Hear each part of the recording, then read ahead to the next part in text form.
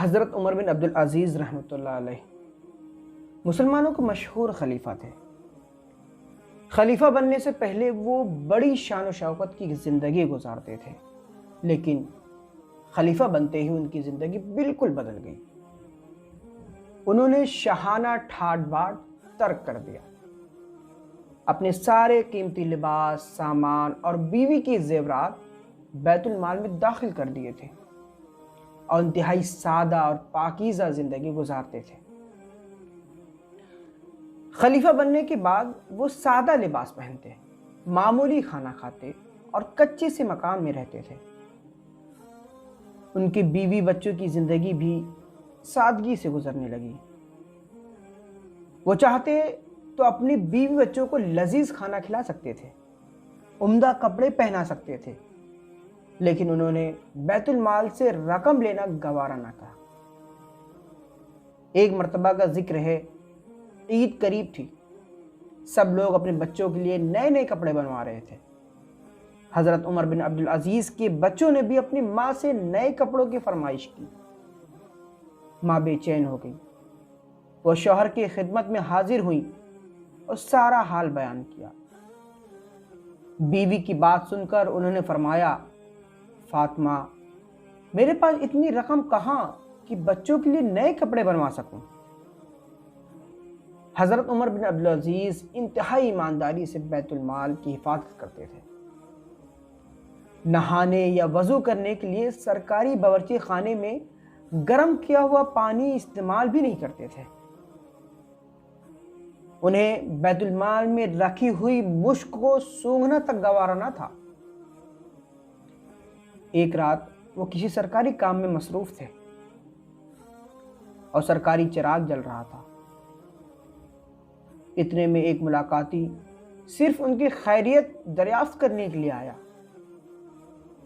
انہوں نے سرکاری چراغ بجھا دیا اور اپنا ذاتی چراغ منگوا کر جلوایا۔ سوچنے والی بات ہے، عمر بن عبدالعزیز رحمۃ اللہ علیہ جیسے شخص کو تلاش کرنا آج کے زمانے میں بہت ہی مشکل ہے۔ ایک وقت کا اور بھی واقعہ ہے، حضرت عمر بن عبدالعزیز رحمۃ اللہ علیہ اپنے ارد گرد خوشامدوں کو بالکل بھی پسند نہیں کرتے تھے۔ وہ اکثر عالموں کو بلواتے اور ان سے نصیحت کی درخواست کرتے۔ وہ چاہتے تھے کہ علماء انصاف کرنے میں ان کی رہنمائی کریں، نیکی کے کاموں میں مدد کریں، حاجت مندوں کی حاجتیں ان تک پہنچانے میں اور ان کے سامنے کسی کی غیبت کرنے میں، اس نئی تمام چیزوں سے وہ بچنے کی کوشش کرتے تھے۔ وہ ملازموں کے آرام کا بھی خیال رکھتے اور کسی کام کو کمتر نہیں سمجھتے تھے۔ ایک بار کا واقعہ ہے، رات کو کسی مہمان سے گفتگو فرما رہے تھے کہ دفعتاً چراغ جھلملانے لگا۔ قریب ہی ایک ملازم سویا ہوا تھا۔ مہمان نے کہا کہ ان کو جگا دو۔ بولے، نوکر کو سونے دو۔ مہمان نے کہا، میں خود اٹھ کر چراغ ٹھیک کر دیتا ہوں۔ فرمایا، مہمان سے کام لینا مناسب نہیں، آپ خود ہی اٹھے، برتن سے زیتون کا تیل لیا اور چراغ کو ٹھیک کر کے پلٹے تو کہا، جب میں اٹھا تھا تو عمر بن عبدالعزیز تھا اور جب پلٹا تب بھی عمر بن عبدالعزیز ہوں۔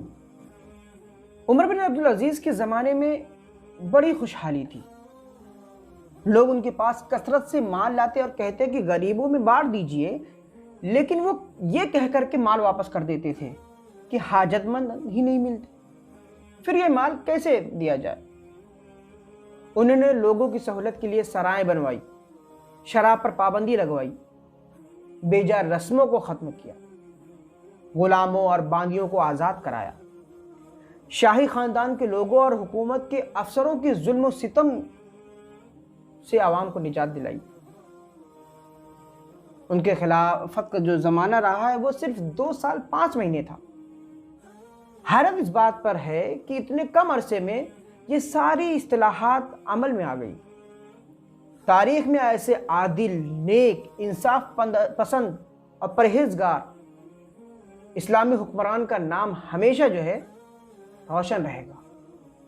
عمر بن عبدالعزیز جیسی شخصیت ہمیں آج کے زمانے میں ڈھونڈنے سے بھی نہیں ملتی ہے۔ ہمیں ایسی شخصیت کے بارے میں پڑھنا چاہیے، سوچنا چاہیے، غور کرنا چاہیے۔